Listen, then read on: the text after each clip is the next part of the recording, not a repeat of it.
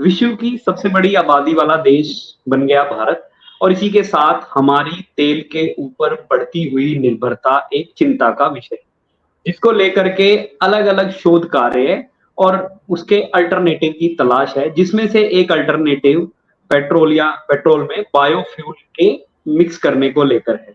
लेकिन इस बायोफ्यूल का क्या सोर्स है, अभी क्या सोर्स है और अभी जो रिसेंट रिसर्च हुई है, उसमें हम किस दिशा में आगे बढ़ रहे हैं, इसमें बैम्बू क्या रोल अदा कर सकता है, कैसे ये हमारे देश का जो इम्पोर्ट है तेल को लेकर के जो लगभग 70% के आसपास है, उसको कम कर सकता है, पर्यावरण पे इसका क्या प्रभाव होगा और सबसे बड़ा जो हमारा रोजगार देने का क्षेत्र अभी भी कृषि यानी एग्रीकल्चर है, उसमें जो खेती करने वाले लोग हैं, उनके लिए ये कैसे एक वरदान साबित हो सकता है, वो इससे कितना अपना जीविकापर्जन यानी अपनी इनकम बढ़ा सकते हैं।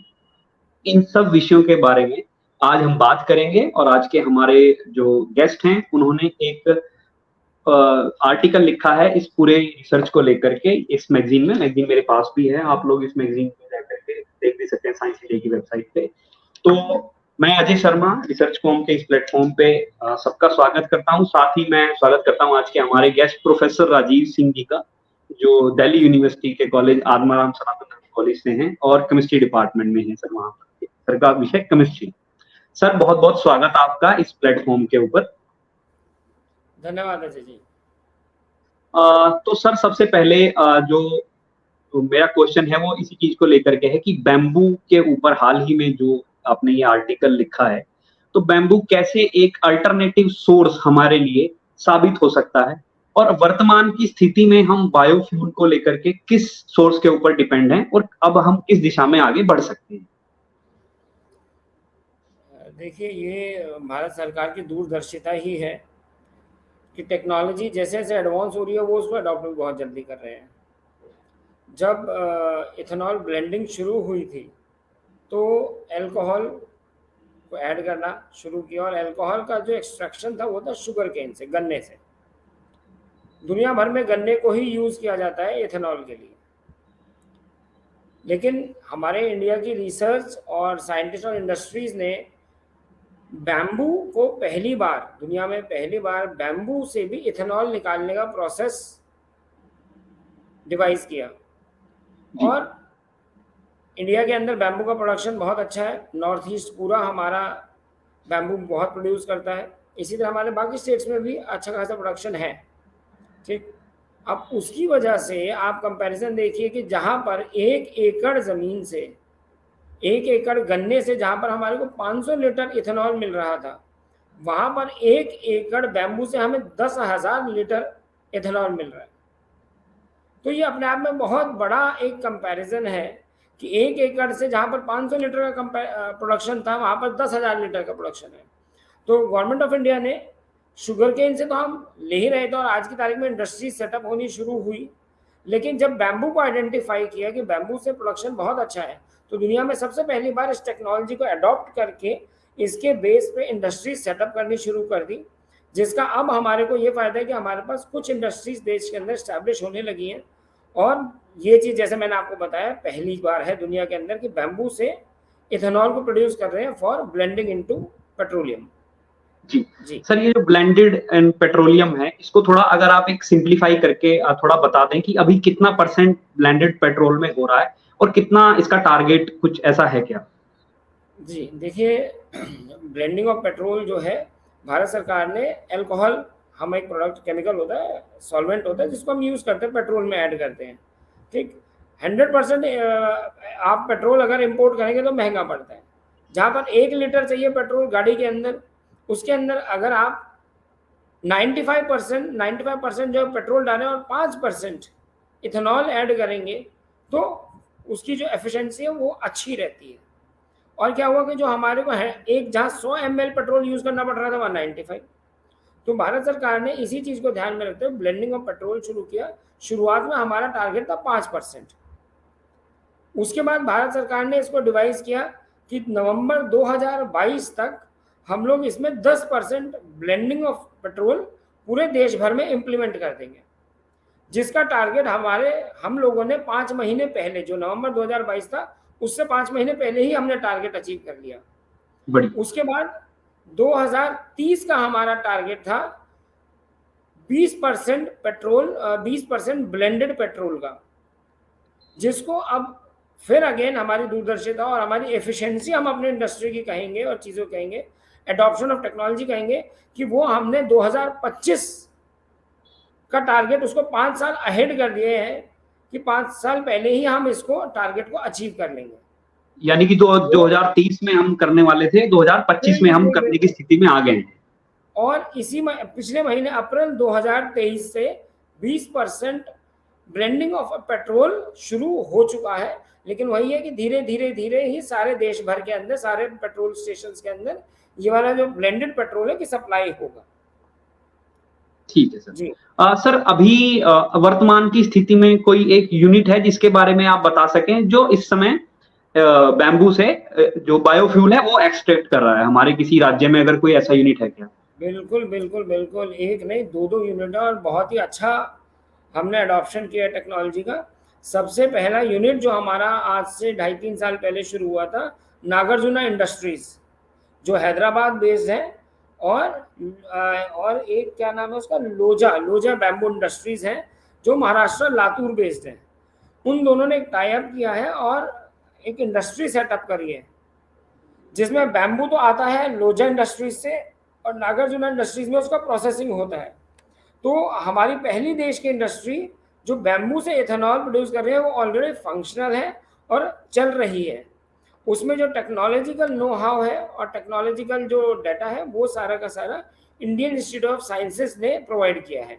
उनका टाई अप है नागार्जुना इंडस्ट्रीज के साथ। इसी तरह दूसरी जो हमारी इंडस्ट्री सेटअप हुई है वो है असम में, नुमालीगढ़ रिफाइनरीज करके हैं। उन्होंने Assam bio refineries private limited करके स्टैब्लिश करा है, जो एक मतलब उनका जो प्रोडक्शन कैपेसिटी है वो 30,000 लीटर का है। अब आप खुद सोचिए, 30,000 लीटर एथेनॉल प्रोड्यूस करना बहुत बड़ा अमाउंट होता है। और धीरे धीरे धीरे जब पूरे देश भर के अंदर इथेनॉल प्रोडक्शन कैपेसिटी बैम्बू से अलग अलग जगहों पर सेटअप होना शुरू हो जाएगा, तो हमारा जो कॉस्टिंग है वो कितना अच्छा खासा बचत है। तो दो इंडस्ट्रीज हैं जो चल रही हैं, एक महाराष्ट्र में, एक असम में। जी। जी अभी सर मतलब अगर जो लोग सुनेंगे इस प्रोग्राम को, क्योंकि ये तो रिकॉर्डेड है अभी, ये हमारी जो ऑयल के ऊपर निर्भरता है, हम बहुत ही ज्यादा निर्भर हैं। ऑब्वियसली हम अगर डेवलपिंग से डेवलप्ड कंट्री की तरफ जाएंगे तो हमारी निर्भरता और ज्यादा बढ़ेगी, चाहे वो हमारे वाहनों को लेकर हो या अलग अलग जरूरतों को लेकर के हमारी निर्भरता बढ़ने ही वाली है। तो उसको ये कैसे कम कर सकता है, ये जो इनोवेशन है बैम्बू से बायोफ्यूल का, और किस तरीके से आप इसको देखते हैं कि ये कितनी निर्भरता हमारी उसके ऊपर कम कर देगा? जी, हमारी देश की अभी इकॉनमी 83% ऑफ जो इम्पोर्ट है हमारा पेट्रोल पे डिपेंडेंट है। 83%, और 83% का मतलब है ऑलमोस्ट सारी इकॉनमी जो पेट्रोल डिपेंडेंसी हमारा इम्पोर्टेड पेट्रोल पे है। तो इसी में जो टारगेट हमारा अचीवमेंट था जो 5% का था, फिर जब हम लोगों ने 10% ब्लेंडिंग का डिसीजन लिया, और जैसा मैंने आपको बताया नवंबर 2022 तक हम लोगों ने उसे अचीव भी कर लिया। तो ब्लेंडिंग ऑफ पेट्रोल 10% से जो कैलकुलेशन आया है वो है 40,000 करोड़ का हमने फॉरेन एक्सचेंज जो है वो बचाया है, 40,000 करोड़। और एंटिसिपेटेड है कि जब हम 20% पे जाएंगे तो 1 लाख करोड़ का जो फॉरेन एक्सचेंज है वो हमारा देश बचा पाएगा। तो ये जो अमाउंट है ये देश में ही रहने वाला है पैसा, तो देश की भलाई के लिए इस्तेमाल होगा। तो जो ये डिपेंडेंसी है पेट्रोल की वो हमारी कम हो जाएगी। जैसा मैंने आपको बताया, जहाँ पर 100 मिलीलीटर पेट्रोल यूज़ होना है वहाँ 80 मिलीलीटर यूज़ होगा, और 20 ml जो हमारा है वो हम देश में प्रोड्यूस कर रहे हैं। तो फॉरेन एक्सचेंज रिजर्व हमारा बहुत हद तक बचेगा। सर एक और चीज जाननी है कि कोई भी इतना बड़ा देश जहाँ इतनी डाइवर्सिटी है, तो इसमें कोई भी चीज एक किसी पॉलिसी के साथ ही उसको अचीव किया जा सकता है। तो ये गवर्नमेंट ने कब ये पॉलिसी शुरू की, क्या इसके टारगेट हैं, उसके बारे में अगर आप थोड़ा एक बार बताएं। जी, अभी भी आपने देखा होगा हमारे देश में अभी भी कॉन्स्टिट्यूशन से लेकर लॉज के अंदर ऐसे बहुत सारे लॉज हैं जो अंग्रेज़ों के बनाए हुए चल रहे हैं। जी। तो उस समय बने थे, और धीरे धीरे 100 साल भी हो गए कितने, अब जाके चेंज हो रहे हैं। इसी तरह हमारा 1927 में अंग्रेजों ने एक एक्ट बनाया था, इंडियन फॉरेस्ट एक्ट 1927, जी और उसके अंदर बैम्बू को पेड़ों की डेफिनेशन में डाल दिया। जी जब बैम्बू पेड़ में आ गया तो उसे काटना अलाउड नहीं किया गया, और जी पेड़ों को काटने के लिए आपको परमिशन लेनी पड़ी। जबकि हमारा पूरा नॉर्थ ईस्ट में बैम्बू का ह्यूज प्रोडक्शन है, तो जब बैम्बू को आप काट के उसकी चीज़ें बना ही नहीं सकते थे तो उसकी ग्रोथ नहीं हो पाई इंडस्ट्री की। तो भारत सरकार ने 2014 में इथेनॉल पॉलिसी अडॉप्ट करी सबसे पहले, और उसके अंदर बैम्बू को पेड़ों में से हटा के नॉर्मल प्लांट में शिफ्ट कर दिया। अब प्लांट में आते ही आप उसको यूज़ भी कर सकते थे, कॉमर्शियली उसको ग्रो भी कर सकते थे, उसके खेत लगा सकते थे, और उसका प्रोडक्ट वगैरह में उसको बनाने में आप आराम से इस्तेमाल कर सकते थे। तो इथेनॉल पॉलिसी जो 2014 में आई, उसमें पहले तो बैम्बू को पेड़ों की डेफिनेशन से हटाया, दूसरा ब्लेंडिंग ऑफ पेट्रोल, जैसा मैंने आपको बताया, उसका एडॉप्शन के लिए हम लोगों ने तैयारी शुरू करी। पहले 5%, फिर 10%, और फिर 20%।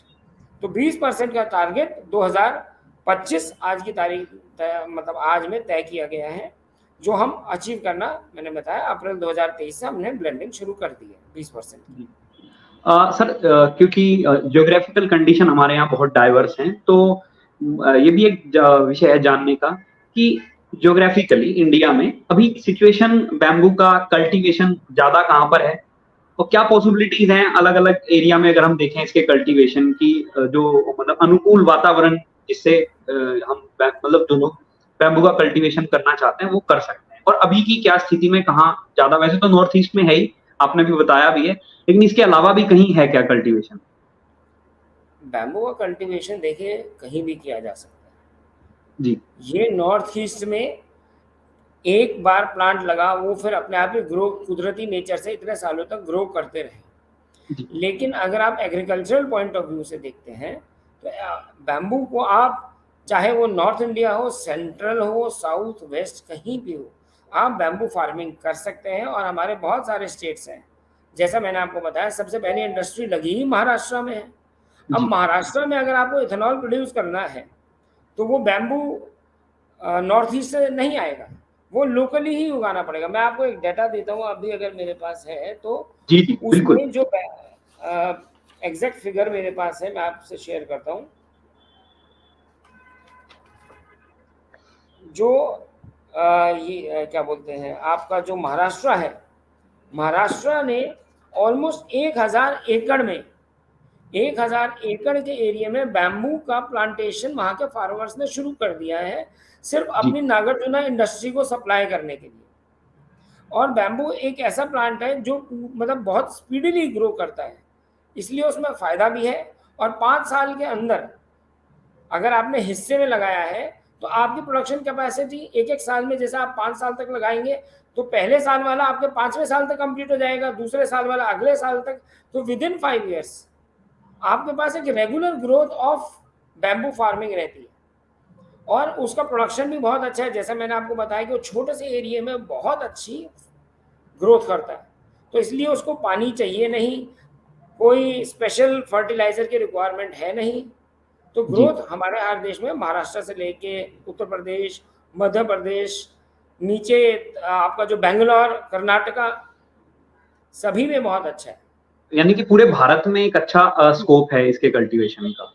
तो सर अभी जैसे कुछ जो स्टेट हैं, मतलब मेजर जहाँ पर एग्रीकल्चर इकोनॉमी है, फॉर एग्जांपल, अगर, क्योंकि मुझे ज्यादा पंजाब का ही पता होगा, मैं पंजाब से आता हूँ, तो वहां पर चावल और अनाज के ऊपर ज्यादा डिपेंडेंसी है, लेकिन उसके कई हमें दुष्प्रभाव भी देखने को मिले, जैसे एक पूरा हमारा ज्यादा फर्टिलाइजर के इस्तेमाल के कारण, दवाइयों के इस्तेमाल के कारण, वो पूरा एक एरिया वहां पर कैंसर प्रभावित हो गया।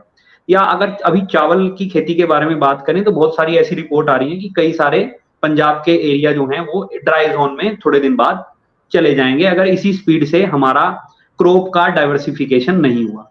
तो ये कैसे एक अल्टरनेटिव क्रॉप के रूप में किसानों को ये थोड़ा फायदा पहुंचा सकता है, उनको प्रॉफिट पहुंचा सकता है, और साथ ही ये जो इम्बैलेंस हो गया है हमारी ज्यादा डिपेंडेंसी के कारण सिर्फ 2 फसलों पे अगर किसी एक स्टेट की बात करें, तो उसको कैसे ये बैलेंस कर सकता है?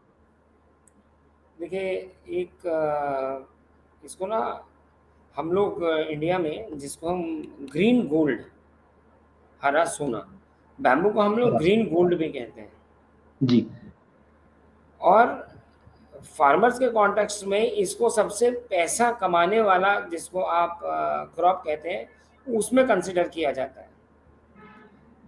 शुरुआत में समय ज़रूर लगता है थोड़ा-सा, ये जी, ग्रो करने में पूरा अपना समय लेता है, लेकिन इसका स्पीड ऑफ ग्रोथ आप सोचिए 24 घंटे में 24 से 36 इंच है। और अब तो इसका भी इंडिया बढ़ने का में जी, मैं आपकी इसकी बात कर रहा हूँ, बैम्बू की 24 से 36 इंच की ग्रोथ है 24 घंटे में। और इंडिया ने अब ऐसी वैरायटी भी प्रोड्यूस कर दी है, जिसमें वो 1 से सवा मीटर तक बैम्बू अपनी लंबाई में ग्रो कर रहा है। तो इसकी ग्रोथ बहुत तेज़ है। और हमारे जैसे देश में जहाँ पर अल्टरनेट फार्मिंग की रिक्वायरमेंट, और जैसा आपने बताया पंजाब में बैम्बू बहुत अच्छे से उग सकता है, जितनी भी नदियों के साइड है, जी, जहाँ पानी मिल रहा है तो भी ठीक है, नहीं तो खेतों की जो साइड है, वहाँ पर आप बैम्बू बहुत अच्छे से लगा सकते हैं। पानी की इसको कोई खास रिक्वायरमेंट नहीं है तो भी ठीक है, नहीं है तो भी ठीक है। जी, तो वहाँ पर तो ये बहुत अच्छे से ग्रो कर सकता है स्टेट्स में। सिर्फ वही है कि एडॉप्शन, हमारे यहाँ अभी भी हेजिटेंट है लोग कोई भी नई चीज़ को अडॉप्ट करने में। जी, बिल्कुल। और जो मैं आपको एक पॉइंट और बताता हूँ कि जी, जहाँ-जहाँ बैम्बू लगाया गया है, वहाँ पर एक वर्ड होता है ग्राउंड वाटर रिटेंशन कैपेसिटी। मतलब ये जो मिट्टी है उसके अंदर पानी को, इसकी जो जड़ें हैं वो पानी को पकड़ के रखती है। तो बैम्बू जहाँ-जहाँ लगाया वहाँ पर हाई वाटर रिटेंशन कैपेसिटी होती है। तो इसलिए ये तो पानी को भी रिटेन करके रखता है। तो सॉइल भी उपजाऊ रहता है। यानी बाकी छोटे जो हमारे जैसे गेहूँ वगैरह में है, उसके लिए सॉइल को बचा के रखता है। जी। जी। अ, क्योंकि सर अगर इतनी इनोवेशन तक हम गए और ये सॉल्यूशन हमने ढूँढा, तो मेरा अपना मानना इसमें है कि जो काम हमारी रिसर्च लैबोरेटरीज़ में होता है, अलग-अलग एरिया में, अगर इस एरिया में भी काम हुआ तो आज हम यहाँ तक पहुँच गए। तो अभी करंटली अगर आपको कुछ ध्यान हो ऐसा कि कौन लीडिंग ऐसे इंस्टीट्यूट हैं जो इसके अंदर अच्छा एक काम कर रहे हैं, पर जहाँ से हम ये उम्मीद करते हैं कि वहाँ से और अच्छा इसकी दिशा में रिसर्च का जो है, ठीक है, वो इतना जल्दी तो नहीं होता, आपको तो ज़्यादा साफ पता ही है कि रिसर्च एक दिन में तो नहीं होती, लेकिन फिर भी कौन से ऐसे लीडिंग इंस्टीट्यूट हैं जो इस एरिया में अभी काम कर रहे हैं? देखिए, मैंने आपको बताया इंडियन इंस्टीट्यूट ऑफ साइंसेज़ तो है ही। उन्होंने बैंगलोर जो में। जी, बैंगलोर, उन्होंने टेक्नोलॉजी बैम्बू से एथेनॉल प्रोड्यूस करने वाली डिवाइस करी। इसी तरह बैम्बू की हमारे पास 126 वैराइटीज़ हैं देश जी, भर में। उसी में एक वैराइटी भीमा वैराइटी है, जिसका मैंने अभी पिछले थोड़ी देर पहले भी ज़िक्र किया कि उसकी जो ग्रोथ कैपेसिटी है वो 1.2 मीटर्स है इन 24 आवर्स। मतलब it is a very fast growing bamboo. जो भीमा वैराइटी है, हमारे एक साइंटिस्ट हैं डॉक्टर एन भारती, उनकी इंडस्ट्री है grow more technologies, I think grow more, हाँ, ग्रो मोर बायोटेक, तमिलनाडु में है ये। ग्रो मोर बायोटेक जो तमिलनाडु बेस्ड है, उन्होंने इस वैरायटी को ग्रो किया है। और अब ये देश भर का, दुनिया भर में जो ये वैरायटी है, ये कमर्शियल स्केल पे अडॉप्ट करा जा रहा है, क्योंकि इसकी स्पीड जो है ग्रोथ की बहुत तेज़ है। फिर आपको कल्टीवेशन में भी आसानी रहती है। और जैसा मैं आपको बताया कि इसकी स्पीड अच्छी है, तो हमारा जो आपने सुना होगा, जो इन्फोसिस का हेडक्वार्टर्स है बैंगलोर में, जी, उन्होंने अपना हेडक्वार्टर के पास जो 35 एकड़ की ज़मीन है, उसमें ऑलमोस्ट 32,000 बैम्बू, ये वाले bamboo Bhima variety bamboo plant की ग्रो कर रखी है। 35 एकड़ के अंदर ऑलमोस्ट 32,000 बैम्बू है। तो उसमें उनके बहुत सारे पॉल्यूशन से लेके बहुत सारे पॉइंट्स हैं, जिसकी वजह से उन्होंने उस एरिया के अंदर इसको प्रोड्यूस किया है। कमर्शियली का तो मुझे नहीं पता कि वो लोग यूज़ कर रहे हैं, लेकिन जो टेक्नोलॉजीज़ है हमारे यहाँ अच्छा ग्रो हो रहा है, जिसका अडॉप्शन भी हो रहा है। जी। सर मतलब ये एक और सवाल है कि अगर हमारी क्योंकि उतनी खाद्य आपूर्ति की भी हमारे सामने ठीक है, अभी हम अच्छी स्थिति में हैं, वो भी चुनौती है। तो कुछ बैम्बू कल्टीवेशन के लिए कुछ गवर्नमेंट की पॉलिसी में ऐसा भी है कि आप अगर परमिशन कुछ लेना पड़ता है, या कुछ दूरदर्शिता ऐसी भी है कि ज्यादा लोग अगर इसकी बैम्बू कल्टीवेशन की तरफ बढ़े तो हमारा कहीं खाद्य आपूर्ति का बैलेंस है वो कहीं बिगड़ ना जाए, ऐसा कुछ नहीं, चिंताएं हैं ऐसी कोई दिक्कत नहीं है। बैम्बू प्रोडक्शन के लिए देश भर में हमारे को जो सरकारें हैं वो बहुत अच्छा प्रमोशन उनको दे रही हैं। जैसे एक महाराष्ट्र सरकार ने एक पॉलिसी लाई, अटल बैम्बू समृद्धि योजना, जिसके अंदर बैम्बू जो प्रोड्यूस कर रहे थे उनको प्रॉफिट और एडवांटेज गवर्नमेंट ने दिया, और उनको जैसे बैम्बू की वैरायटी है, फास्ट ग्रोइंग वैरायटी है, उसकी सप्लाई भी करी फ्री ऑफ कॉस्ट, और उसके बाद उनका जो प्रोडक्शन था उसको प्रोक्योर करना, उसे खरीदना, और फिर आगे जो हमारे जैसे इथेनॉल ब्लेंडिंग है उसमें यूज करना। जैसे मैंने बताया ना, ऑलमोस्ट 1000 एकड़ के अंदर तो महाराष्ट्र जैसे एरिया में कमर्शियल प्रोडक्शन बैम्बू का शुरू हो चुका है। इसी तरह असम स्टेट क्योंकि वो तो नॉर्थ ईस्ट में पड़ता है, नॉर्थ ईस्ट वालों के पास तो प्रॉपर पॉलिसी है। असम है, मणिपुर है, इन लोगों के पास ऑलरेडी इनकी स्कीम्स चल रही हैं, है ना। जैसे Assam bamboo and cane policy Assam ने पहले से अडॉप्ट कर रखी है, 2003-4 से उन लोगों ने ये पॉलिसी अडॉप्ट की हुई है, तो गवर्नमेंट बहुत सपोर्ट कर रही है जी। आपके सर बड़ा सौभाग्य भी है, आपके साथ अलग अलग जगह पे काम करने का मौका भी मुझे मिलता है। तो एक लाइन से हटके क्योंकि जिक्र आ गया Indian institute of sciences Bangalore का, तो उसकी एक तो वो हिस्ट्री जो आप कई बार आपसे मैंने सुना है स्वामी विवेकानंद जी को लेकर के जो है वो वाली हिस्ट्री, और ये आज की इनोवेशन, इसको आप जोड़ के अगर कुछ बताना चाहें, एक बार वो पोर्शन भी आप जरूर बता दीजिए ताकि जो लोग सुन रहे हैं उनको Indian institute of sciences Bangalore कैसे एग्जिस्टेंस में आया वो भी पता चले, और वाकई में जो वो ये काम कर रहे हैं कि हम एक पहला ऐसा देश है जिन्होंने ये ब्लेंडेड शुरू किया है, तो कैसे आज हम उस बिल्कुल अपने देखिए, थोड़ा आप एक बार पूरा विस्तार से आप बता देंगे तो बहुत सुनने वालों को भी जानकारी अच्छी मिल जाएगी। जी, बहुत ही इंटरेस्टिंग सवाल है ये, और मुझे लगता है कि हमारे लिसनर्स को जो हिस्टोरिकल एस्पेक्ट है इंडियन इंस्टीट्यूट ऑफ साइंसेस और हमारे देश के एमिनेंट इंस्टीट्यूशंस का थोड़ा जानकारी होनी भी चाहिए। तो हुआ ये कि एक शिप जा रही थी कनाडा, जिसका नाम था एम्प्रेस ऑफ इंडिया, और उस शिप पे 2 इंडियंस आपस में अनजाने में टकराते हैं, और उन दोनों ने आपस में जो इंटरेक्शन किया उसमें जो क्रक्स निकल के आया वो यही आया कि एक इंस्टीट्यूशन हमारे देश में ऐसा होना चाहिए जो इंडियंस के लिए हो और इंडियंस ने ही स्थापित किया हो। तो उनमें से दोनों में से एक इंडियन तो यूएस में रहे जो स्वामी विवेकानंद थे, उन्होंने वहाँ पर यूएस के अंदर अपना टॉक्स दिया, लेक्चर्स दिया, और 3-4 महीने के बाद जब वो वापस इंडिया आए तो उनके पास एक चिट्ठी आती है, और चिट्ठी में ये था कि जो आपने विजन दिखाया था कि एक इंडिया के पास एक इंस्टीट्यूट होना चाहिए वो मैं इस्टेब्लिश करना चाहता हूँ और मुझे आपकी गाइडेंस चाहिए।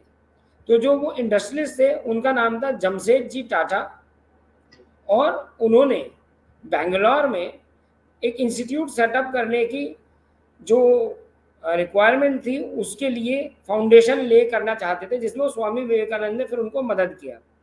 तो 1909 में Indian institute of science establish हुआ, जिसके लिए ज़मीन जो थी बेंगलोर के जो मैसूर के राजा थे उन्होंने दिया, और उसके बाद वो इस्टेब्लिश हुआ।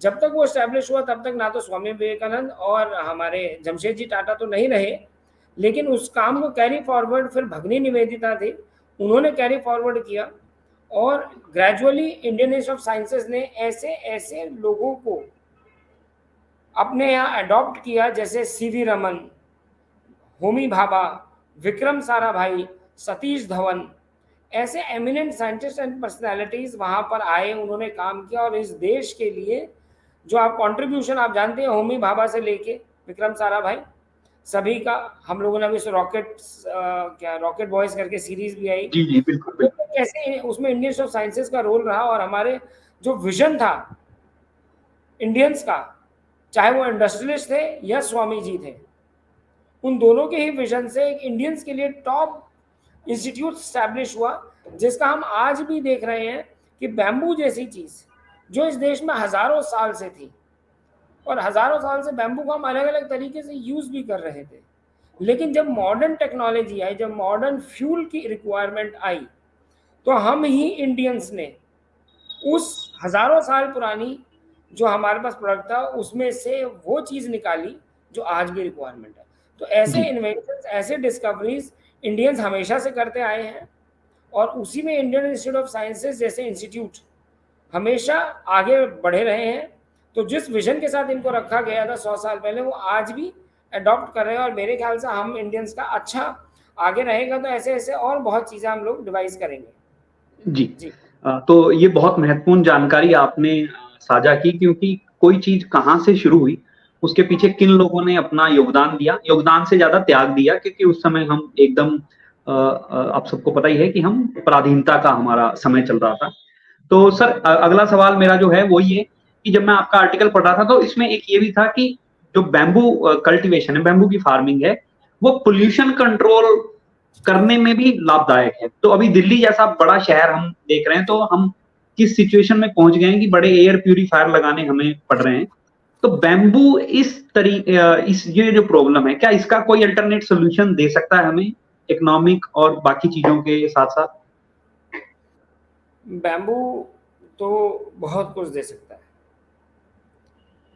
आपने दिल्ली की जैसे अभी बात करी, दिल्ली में इतनी जगह है बैम्बू लगाने की कि जो आप पॉल्यूशन के लिए इतने एयर फिल्टर लगा रहे हो ना, वो अकेला ही जी, बहुत कैपेसिटी रिड्यूस कर सकते हैं। देखिए, 2 चीज़ें आती हैं।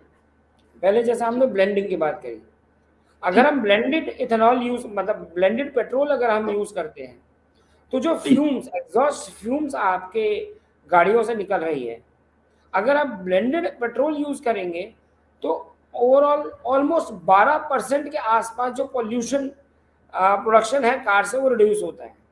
जी, ठीक? तो जहाँ 100% था, वहाँ पर हम आए 88% पे। जी, तो पहली चीज़ तो यहीं पे है कि जो पॉल्यूशन कंट्रोल है, ब्लेंडेड पेट्रोल जो है वो 12% कम पॉल्यूशन करता है, और वेपर्स वगैरह भी, वाटर वेपर वगैरह निकालता है, तो इट्स ईज़ी, राइट? दूसरा आता है इसका, जो एक हमारा टर्म होता है कार्बन सिंक। जहाँ पर भी जैसे नदी की अगर साइडें हैं, यमुना नदी की दोनों साइड है, या हमारे पास बहुत सारा फॉरेस्ट कवर एरिया है दिल्ली के अंदर, उन एरियाज के अंदर अगर हम बैम्बू को प्रोमिनेंटली ग्रो करते हैं, तो बैम्बू की जो कैपेसिटी है वो 30 से 35% ऑक्सीजन मोर रिलीज करने के as compared to normal green plants. जी, तो जहाँ जहाँ पर भी हमें पॉल्यूशन की प्रॉब्लम है, वहाँ पर अगर हम बैम्बू के कार्बन सिंक एरियाज क्रिएट करें, तो वो एक तो पॉल्यूटेड हवा को जो क्लीन करने की एफिशिएंसी है उनकी अच्छी है, तो वो ऑक्सीजन ज़्यादा रिलीज करेंगे, पॉल्यूशन की हवा को खींचेंगे, राइट? और इनफैक्ट ये भी देखा गया है, जब एक अच्छे खासे एरिया के अंदर बैम्बू होता है, तो जो वहाँ का टेम्परेचर है, जो हीट है, एक्सेसिव हीट है, उसको भी रिड्यूस करता है। तो ऑलमोस्ट एक स्टडी के अंदर आया है कि 8 डिग्री के आसपास वो ओ, लोकल एरिया के अंदर टेम्परेचर को रिड्यूस करता है। तो वही जो अब यही आगे हमारी जो स्टेट की सरकारें हैं, उनको आगे आना चाहिए। बैम्बू के लिए जो आप पेड़ रोड साइड पे लगा रहे हैं, वहाँ पर बैम्बू भी लगना चाहिए। जहाँ पर हमारे पास खाली मैदान पड़ा है, एक प्रॉपर अगर हम कार्बन सिंक अडॉप्ट करते हैं, बैम्बू कार्बन सिंक, तो वो बहुत हद तक पॉल्यूशन कंट्रोल करता है। जैसे मैं, आपने वो सुना होगा बरगद का पेड़ 24 घंटे हवा हाँ, ऑक्सीजन जी, रिलीज जी, करता जी, है। इसी तरह 30 से 35% ऑक्सीजन एक्स्ट्रा रिलीज करता है बैम्बू। तो दिल्ली शहर को तो रिक्वायरमेंट है इसकी। बिल्कुल। ये वाक़ई बहुत, जैसा आपने बताया था कि हरा सोना, तो वाक़ई में ये हरा सोना ही है। जी जी जी, हरा आप सोना और कुछ ये कह नहीं रहे है थे सर? इसके, जी, मैं कह रहा हूँ हरा सोना ये एनवायरनमेंट की तरफ से भी, पेट्रोल की तरफ से भी, और जो इसके आप प्रोडक्ट्स देखते हैं आज के जी, टाइम में, कुर्सियों से लेके टेबल, हाँ, अलमारियां, सब बैम्बू से बन रहे, कमरे बिल्कुल, बिल्कुल। सब बन रहे हैं। तो बैम्बू तो ग्रीन गोल्ड जिसको हम कहते हैं, उसमें एकदम फिट बैठता है इंडिया के लिए। जी। जी। अ, आपने सर अपना कीमती समय निकालकर इतनी महत्वपूर्ण जानकारी साझा की, और क्योंकि आप साइंस पॉपुलराइज़ेशन के लिए आर्टिकल लिखते रहते हैं अलग-अलग मैगज़ीन के अंदर, तो ये भी उम्मीद है कि आपसे दोबारा भी मिलने का किसी अलग विषय के ऊपर मौका मिलेगा। उसी के साथ-साथ मेरी मतलब ये भी विनती है जो लोग कि ज़्यादा से ज़्यादा जो लोग देख रहे हैं वो साइंस पॉपुलराइज़ेशन के आर्टिकल या अपना कंट्रीब्यूशन जितना वो दे सकें, क्योंकि अभी थोड़ा कंट्रीब्यूशन उस तरीके का नहीं है। मेरी पहले हमारे एक बात हुई थी, सर आए थे इसी प्रोग्राम के अंदर, तो उनकी एक पूरी स्टडी थी, तो उन्होंने बताया था कि कैसे, हालाँकि उसमें कुछ अच्छे रिज़ल्ट तो थे कि दिल्ली में साइंस पॉपुलराइज़ेशन के लिखने के लिए फीमेल का कंट्रीब्यूशन ज़्यादा है मेल से, लेकिन ओवरऑल अभी हमारा उतना नहीं है। आप अगर अपनी तरफ से कुछ कहना चाहें रिसर्च को लेकर के या रिसर्च स्टूडेंट्स को लेकर के, क्योंकि हमारा जो मुख्य इस प्रोग्राम का मकसद है वो है कि रिसर्च स्टूडेंट जो अपनी रिसर्च कर रहे हैं उसके पीछे बहुत मेहनत कर रहे हैं, वो प्लेटफॉर्म पर आएँ, अपनी रिसर्च के बारे में लोगों से साझा करें, जितना उनको कोई लैब या अलाउ करती है उस रूल के साथ-साथ। तो आप अगर कुछ मैसेज देना चाहें, फिर उसके बाद हम प्रोग्राम को विराम। देखिए, आपने बिल्कुल ठीक कहा कि ऑब्वियसली हमारे देश के अंदर इतनी जल्दी पॉपुलराइज़ेशन, साइंस पॉपुलराइज़ेशन को हम सब्जेक्ट में कंसिडर करते ही नहीं हैं। जी। यहाँ पर अभी तक ये है कि फिज़िक्स के फ़ॉर्मूले याद किए, केमिस्ट्री के फ़ॉर्मूले याद किए, आपने रिसर्च पेपर छापा और बहुत अच्छा काम चल रहा है। मेरे 4 रिसर्च पेपर आए हैं, इस साल में 6 आए हैं, उसको हम लोग हमारा एम्फेसिस ही उस पे रहता है। ये बिल्कुल ठीक बात है, वो हमें करना ही है, क्योंकि दुनिया और देश के लिए जो हमारा कंट्रीब्यूशन है साइंटिस्ट का, वो हम करेंगे। लेकिन एक आता है सोसाइटियल कंट्रीब्यूशन, जिसका मुझे लगता है जो अब हमारी नई एजुकेशन पॉलिसी आई है उसमें इस चीज़ का एडॉप्शन है कि आप जो पढ़ रहे हैं वो सोसाइटी के लिए भी एडॉप्शन होना चाहिए। जब हम लोग क्लास में, मैं एक पर्टिकुलर जब क्लास के अंदर पढ़ाता हूँ, तो ऐसे बहुत सारे टॉपिक होते हैं जो बिल्कुल प्योर केमिस्ट्री के हैं, लेकिन वो केमिस्ट्री किस लिए पढ़ाई जा रही है? क्योंकि उसका एडॉप्शन जो है वो रियल लाइफ में है। जी। लेकिन मेजॉरिटी ये बताते ही नहीं है कि उसको हम एडॉप्शन कर कहाँ रहे हैं, उस एक्सपेरिमेंट को हम रियल लाइफ में कहाँ पे यूज करें, जबकि हम बहुत बार उसको डेली यूज में भी करते हैं। तो उसका जो एडॉप्शन है, जब हम उसकी बात करते हैं, अब स्टूडेंट को केमिस्ट्री पढ़ी लेकिन उसका एडॉप्शन नहीं बताया। तो जो आपने बात करी साइंस कम्युनिकेशन, साइंस पॉपुलराइजेशन, तो मेरा एक सभी जितने भी यंगस्टर्स आ रहे हैं उनसे मेरा एक उन लोगों को सजेशन है, आप लोग जो पढ़ रहे हैं वो अच्छी चीज़ है, लेकिन उसका एप्लीकेशन पार्ट, उसको भी आप लोग स्टडी कर रहे हैं। एप्लीकेशन पार्ट के ऊपर उससे जो सीखने को है, जो पब्लिक डोमेन की चीज़ें, उस पे आप लोग लिटरेचर क्रिएट करना शुरू करें। और आज की तारीख में तो आपके पास बहुत सारी फैसिलिटीज़ हैं। पहले तो हम लोग जर्नल्स में ही इसको लिखा करते थे। अब जैसे अजय जी यहीं पे बैठे हैं, रिसर्च कम्युनिकेशन इनका चैनल है। ये क्या है? ये एक तरीके से लिटरेचर और कंटेंट ही तो डेवलप हो रहा है।